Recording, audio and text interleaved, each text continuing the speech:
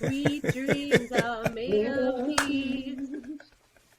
I'll back you up. Might you disagree? Disagree. I'm Oh just God, gonna. they're recording. In this episode of Unvarnished, we interview Kelly Mallozzi. Kelly is a self-professed sales motivator and a coach. Her view on what it takes to succeed in sales today is refreshing. Be human first. I hope you enjoy this interview as much as we had making it. My first question is about a word that we discussed earlier that is sometimes my least favorite word, and that is called authenticity. Everybody interprets it very differently, and I'd love to hear what you mean when you talk about authenticity in the sales role. If we were together, I'd probably arm wrestle you over this because I don't know why you don't like that word because really all authenticity means is real. Like we just want to be real and we just want to have real conversations with other real people where there's something meaningful going on beyond just a transactional kind of business relationship. So when I tell anybody that's out there that I want them to access authenticity, it's just to let their feelings and their passion and their ideas be what leads them when they're attempting to engage with anybody out there. It's just being real. It's number one, it's easier because it's who you are. And when you want to talk about who you help and what problems you solve, being able to access that real part of yourself is what's going to draw other people to you. That's the way I think of it. Okay. See, because I have an interpretation of what authentic is, and that's just, versus inauthentic. And again, it's probably a semantic thing, but when I think of authentic, it's like, Well, there's also people also have I think there's a problem with buzzwords. Like there are some people that are just kind of naturally resistant to something if it's popular or if it's a word that's used a lot. And just because a word is used a lot doesn't mean that it's not valid or that it doesn't have something, that's important to bring to any equation. So, but I get it. I know that there's a lot of words out there and even manners of speaking that people get it rubs them the wrong way because they just feel like it's like, oh, it's just a trend. But to me being real and coming from a place of realness is not a trend. It should be part of who you are and why you do what you want to do. but when it comes to when you say real, are you thinking that people are trying to pretend to be a salesperson, if that makes sense? Like trying to act like a salesperson versus act like a human? No, I think they're absolutely acting like a salesperson because that's what they've been doing for a really long time. That depending on when they got started selling, the transactional exchange was very common, right? I mean, I will tell you that when I got started selling, it was these are the kinds of printing things that I do. Do you buy those things? Can we talk about it? And that actually worked. I mean, it was very much a transactional world that we lived in, and I think today the audience doesn't really have an appetite for that anymore, and you know, the whole lexicon has changed to more of a consultative, kind of exploratory, problem-solving paradigm, and so it doesn't really make sense to call somebody up and say, can I be your backup print resource instead of I have ideas that will really help you make the most of your marketing spend. Like one of those works and one of those doesn't. So that's what I mean by authenticity. We got to get rid of transactional kind of that role and remember that you're just two people talking. I'm wondering how you feel about uh, the options that printers have to connect with their clients and prospects. It seems like it's a lot more now than it was even just a few years ago. Um, can you comment on the need to feel and be authentic with social media and other digital channels, not just on the phone or an email? Yeah, I mean, this entirely needs to be led by a different intention. And what I mean by that is the intention of writing a letter or leaving a voicemail or sending an email or sharing something on LinkedIn or any social channel needs to come from a place of wanting to educate someone or entertain them or engage them. It's not again, it's not a transaction. It's not to say, hey, we do this kind of printing, so if you need this kind of printing, you should call me and click on this link or watch this video. The real intention behind any effort you make to reach out to another person today should be because you want them to understand something that you understand, or you want them to feel a certain thing, like you want them to understand that you solve problems or that you have some really great solutions, and they need you and they need your brain and your ideas and what you bring to the table, not this is my price per thousand on a trifold brochure. So again, this is a huge shift for people, and it's taking people a long time to adapt to it if they've been doing something for decades. So it's understandable that it's difficult for them. It's understandable to say, like, we're completely changing the game on you. We're saying that you can't go see people in person. You can't really talk to people on the phone. You don't even know where they are, so you're not sure that you can reach them via mail, but you still have to do your job. That's that's an insane thing to ask of people, and yet we're still being successful at it, because again, when we come from a place of, okay, Mr. or Mrs. Prospect, I just want to make sure that you understand the role that print and graphic communications plays in the marketing supply chain. So I'm going to tell you really great stories. I'm going to share really great content, and I'm going to help you understand in the easiest way possible that I'm here for you. I'm here to serve you. I'm here to help you. And that's a huge, huge difference from the way my generation, and some of the more seasoned people out there found success back in the 70s or 80s or 90s. So it doesn't happen overnight. Because printers have historically sort of treated themselves like short run manufacturers for, their job shops. That's sort of been the mentality over time. I think that sometimes, from what I see, drives what they put on social media. So they're talking about, oh, this great job just came through, and that's what I'm seeing a lot. Look at this envelope, without talking about why the envelope. And I guess that's one of the things that I'm seeing is there's a lot of, they've carried over that same mentality into their social media and what they're sharing. It's not necessarily solutions based. It's product based, if that makes sense. I mean, do you see that same thing? I absolutely do. And the short answer to that is that's because they're not really thinking about their audience.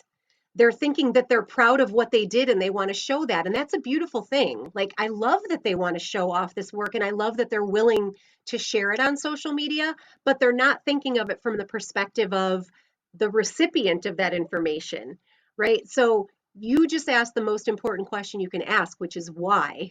And for whatever reason, people feel very uncomfortable with that question, like it's something that's kind of confrontational or something. But really, what you want to get to is to the bottom of is, why are you producing this? And that really can inform how you would share something on social media. So instead of saying, look at this really cool envelope, what you would say is, ABC company came to us because they were trying to find a way to get all of this really cool information and mail it one time. So we came up with this idea where we inserted this, and then we came up with this glue dot solution, and then we blew in this other actual thing, and this was the result of it. And they got a 22% response rate on the finished piece. Now the audience is like, okay, I get it, right? I get it, because there's context and texture around it. And that's what we have to think about when we think about what we put out there, is not, we're so proud of it and look how good we are, but what does my audience need to know and need to understand about the very, very important role that I play as a graphic arts professional in the marketing supply chain? Because that's what we are. We are in the marketing supply chain, so we need to tell stories that make sense to the audience. Hey, Kelly, what are a couple of words that describe the most common, least effective communication from printers? Well, I don't even know if this is a word, but it's spammy, right? It's obvious that you've taken one message and you're just sending it out there, kind of like throwing spaghetti against the wall and seeing what sticks. So the message is very I, me, my. We have this, we do this, we are this, we can, we do, instead of focusing on the customer, which is, again, it's a little less ego driven, right? It's service based. I'm here to serve you. I'm here to help you. And so, there's still a lot of ego, I think, in the way people sell, which is I'm awesome. And again, I admire it. It's understandable. Printers do amazing things. They produce fantastic work and have been for centuries, and that's so cool. But we really have to take the ego out of it and make it more of a situation where people understand what we do to help them. And again, that's not that easy. It's a habit. We really do have to change the words that we use. So let's see. Aside from spammy, um, I'm trying to think of another word. Again, I think it's just generic. Generic is something where it's just we do, we are the leading printer in the St. Louis area, and we've won all these awards, and we do this, and you can click, go here and see our equipment list. And that really doesn't help anybody understand, what your intentions are, or what your purpose is.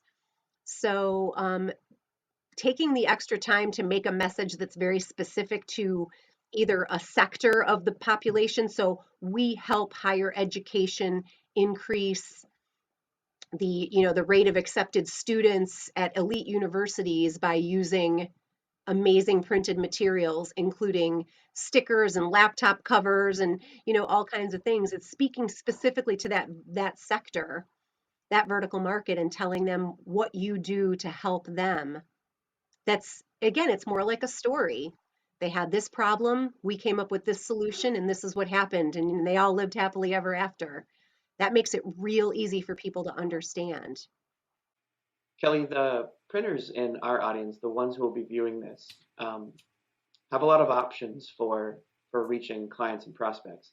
But if I'm sort of in the old guard, I'm a 100-year-old printer, why would I go through the trouble and effort to say be on Instagram? Yeah, it's I have this conversation all the time, and there are definitely a lot of people out there that are resistant to it for a number of reasons. But I guess I would want to frame it this way. Think about every channel in social media, whether it's LinkedIn or Instagram or Facebook or Twitter, as an amplification tool.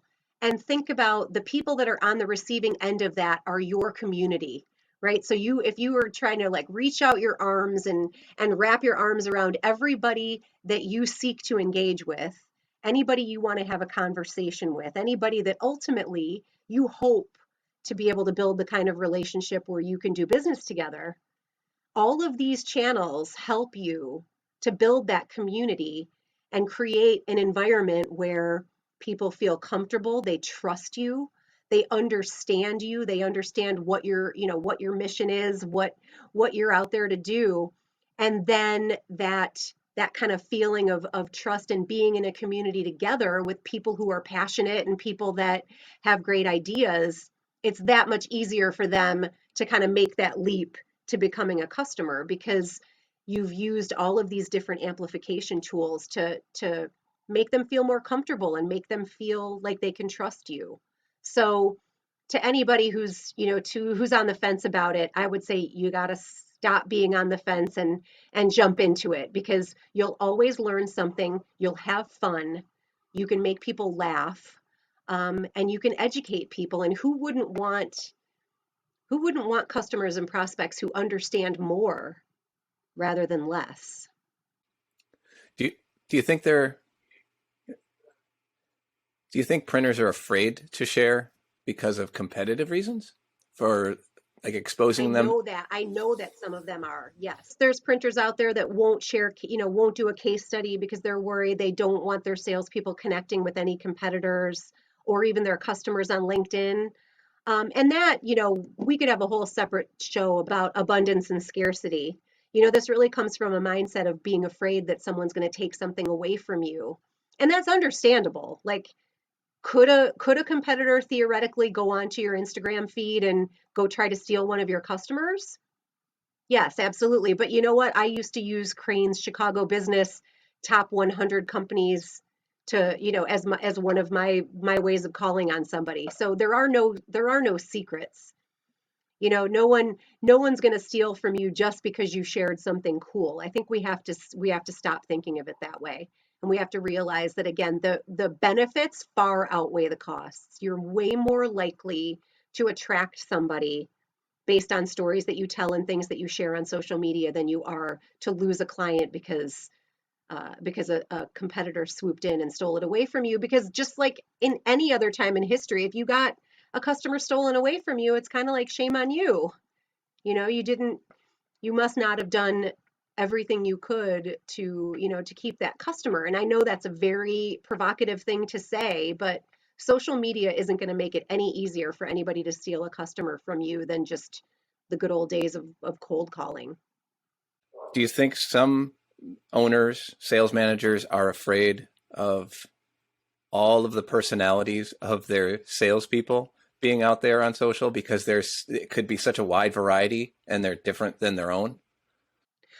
Gosh, that's such a good question because I answer that question with I hope so. I hope it exhibits the different personalities and the wide, kind of diversity of the personality of a company, and that would be celebrated. But yeah, I mean, I could understand.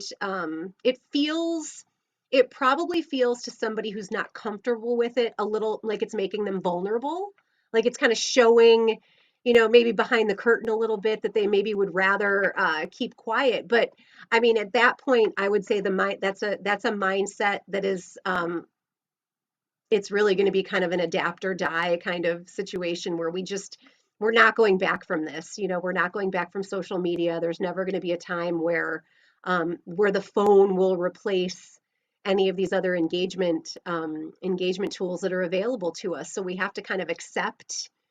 This is what I talk about a lot, the intersection of acceptance and adaptation. We have to accept that this is the new way that things are done, and we have to adapt to them. And if that means you hire your nephew to do, as an intern until you feel comfortable with it, or you just rethink the kinds of people that you put on your team, that's a good thing.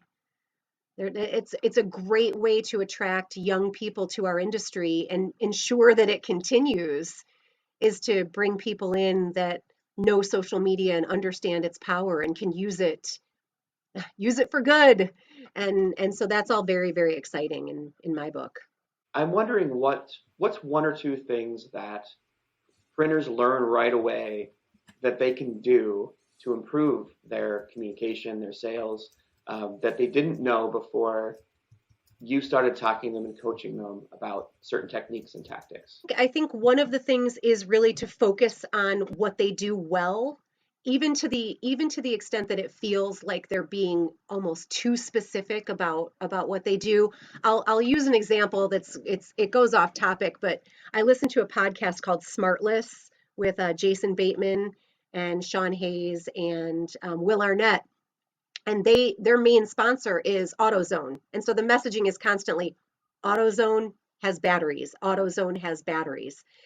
So I think that what printers can understand is that, again, they have to make it really easy on people. And so if they focus very specifically on one thing that they do really well, the rest of it will just happen organically. The rest of it will just happen by establishing relationships with people and saying, oh, so we always do digital printing for you, but did you also know that we do wide format? We can wrap your van in graphics. We can do floor graphics. So it's just that the tip of the iceberg might be to be very specific, and then it kind of grows from there. So I think that's one thing that I get a lot of, like, oh yeah, kind of reactions when I talk about things like that. And again, I think this shift, this shift to education versus selling is a big kind of aha moment for people.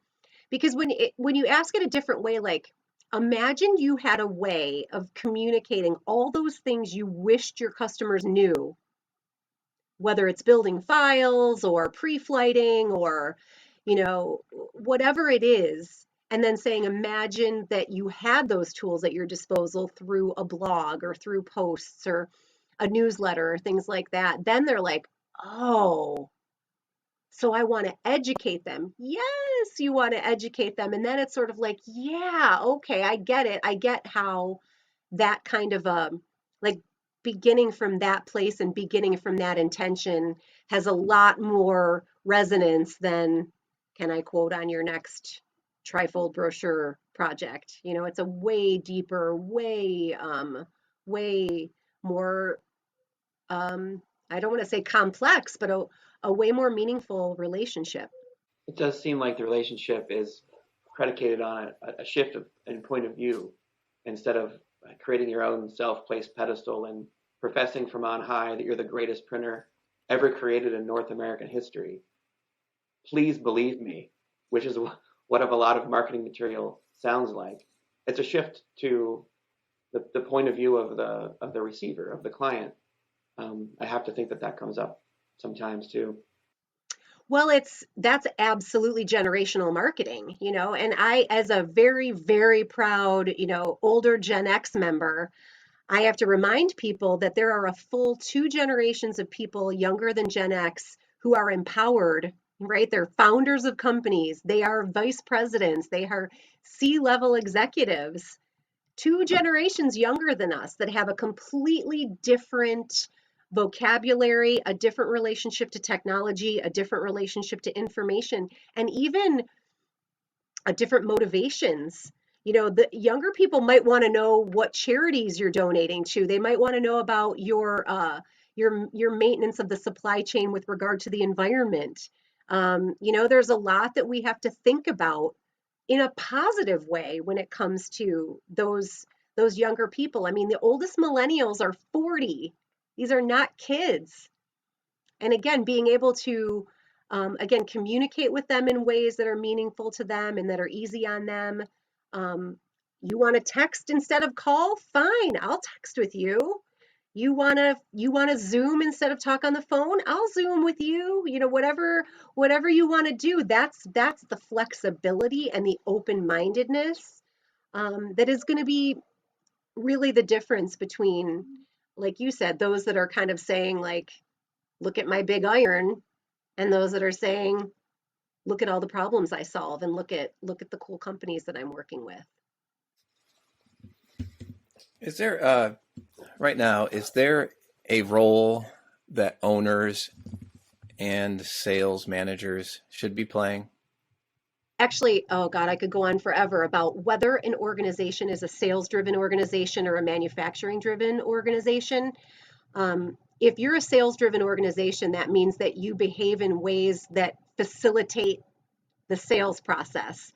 And that means that you as the owner or you as the vice president of manufacturing try to come up with processes and philosophies that make it easy for people to do business with you.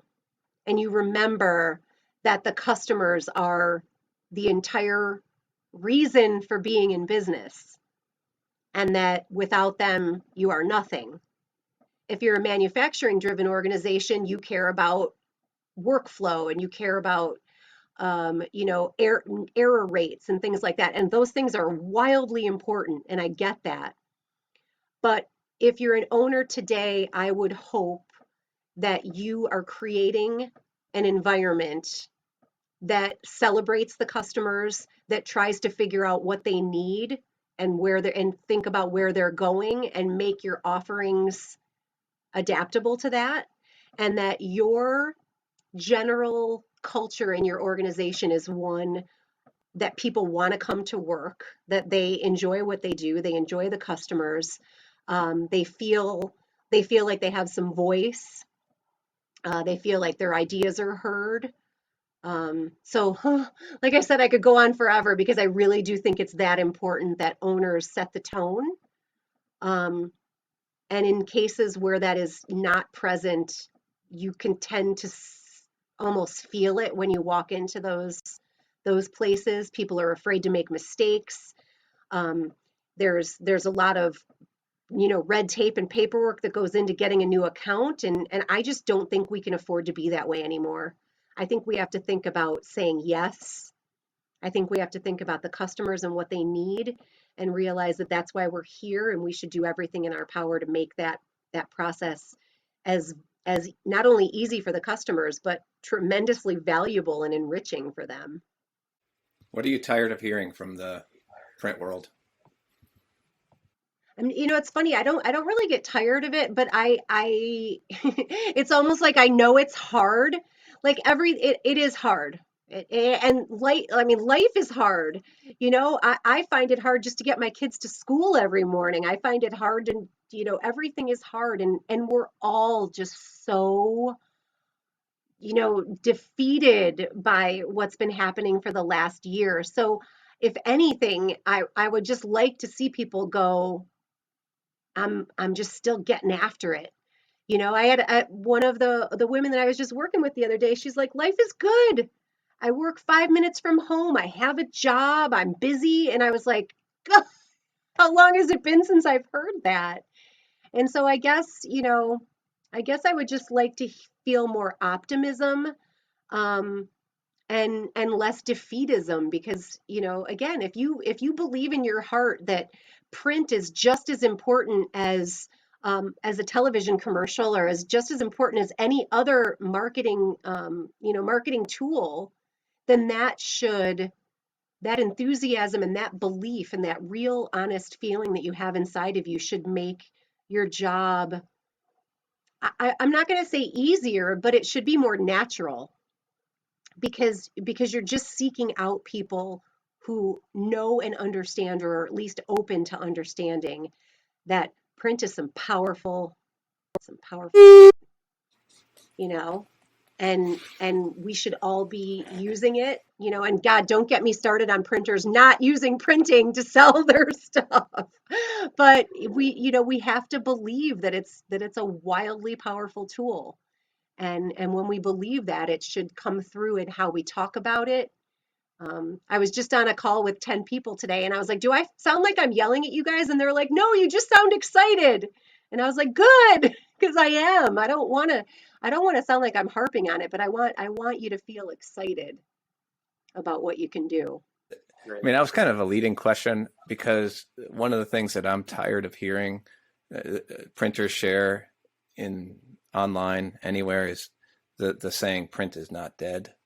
Oh I yeah. just think it comes from such a defensive position, and it sets up their argument and couches it so poorly in the mind of customers. You're already going in with a negative saying, defending something that I don't know. It really bugs me. Yeah, I mean, it feels so weird to say this, but it feels so 2004 to say that, and that's like when you realize, like, oh my God, 2004 was 17 years ago. Like, it's hard to admit that time is going by, but you're right. Like, if you're using a message that feels dated like that, I mean, I heard that story of you know, putting print is dead on the outside of the envelope, and then you open up the envelope and it's like, oh, maybe it's not dead because you opened this. Like, that's an outdated concept. It really is. And so again, that notion of like embracing, the last thing you want is that your message, you get people going, oh God.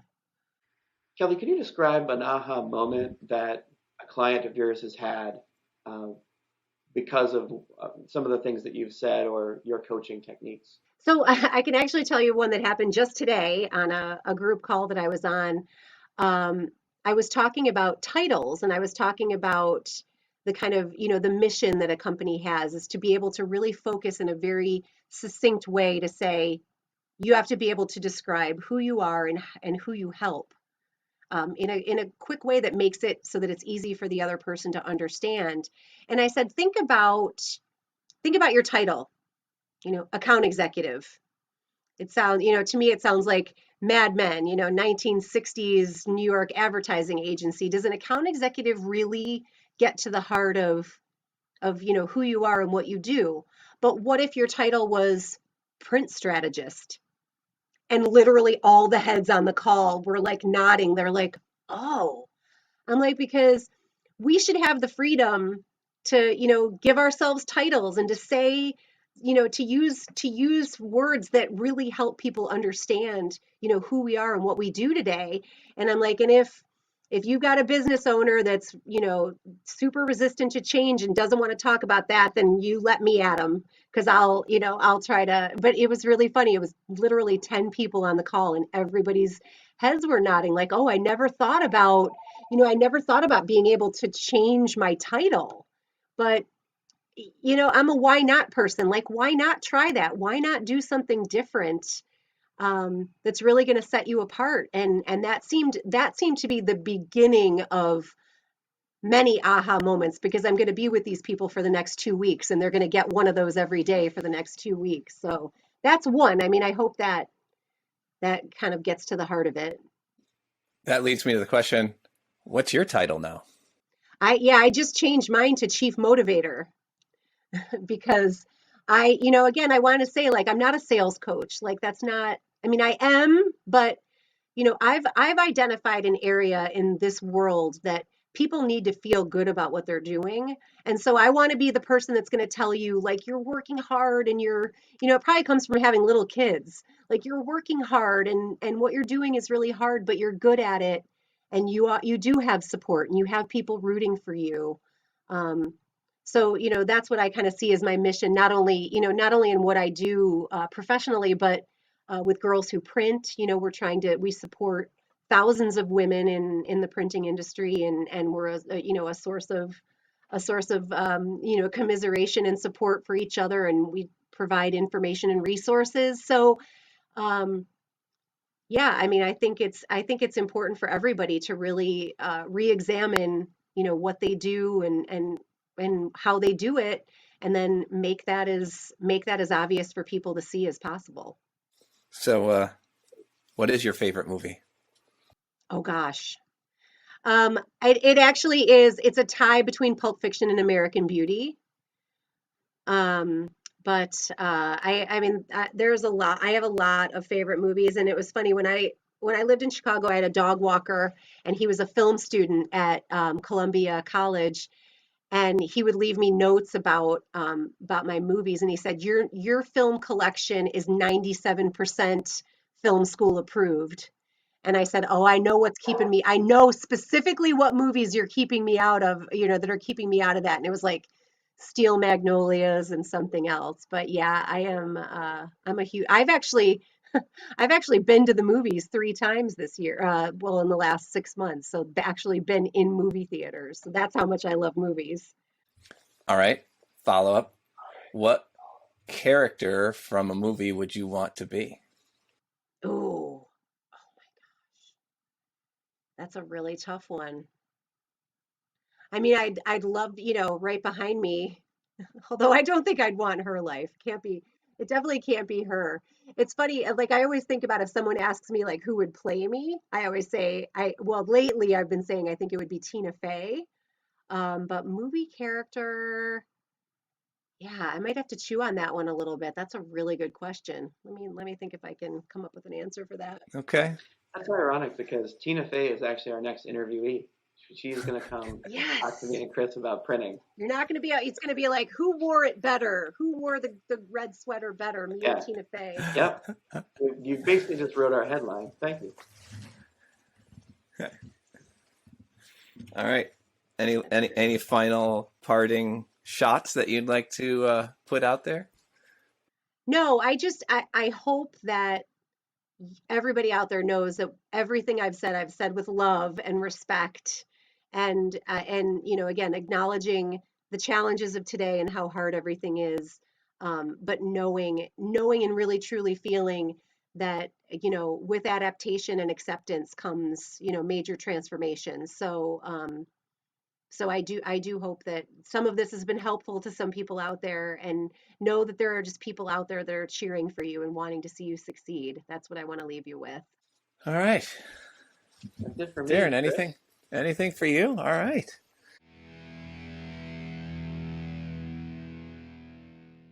Oh, I just thought of, What? this is going to sound kind of melodramatic, but one of my favorite movies is The Way We Were. And Katie, like I'd be Katie all day long, for sure. Really? Getting to be with Hubble, yes. Katie would be my girl. She's got that spark and that conviction, and that's who I'd be. I know that dates me a little bit because some of you out there probably don't even know that movie, but it's an amazing movie.